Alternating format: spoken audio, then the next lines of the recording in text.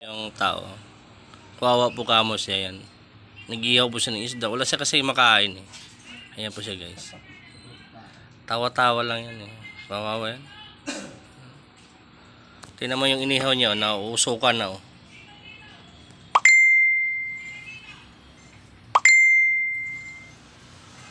Ayan o. Ano yung tao na yan. Sipag po yan o. Iyaw. Yan o. Pati dahon ng kuan. Kinakain niya guys. Yan, o. Gutom na gutom. Binigyan ko lang siya ng bangus yan guys. Ayan o. Ayan o. Ayan o. Pati talbos ng bayabas. Kinakain po niya yan guys. Kasi gutom na kasi siya eh. Kasi wala na akong makain. Naubos ko ng kanin. Buti may bangus sa rep. Pinibigyan ko. Inihaw naman niya. Mamaya na po boss. Antayin mo lang maluto yung bangus mo. Ayun po niya. Kawawa po yun eh.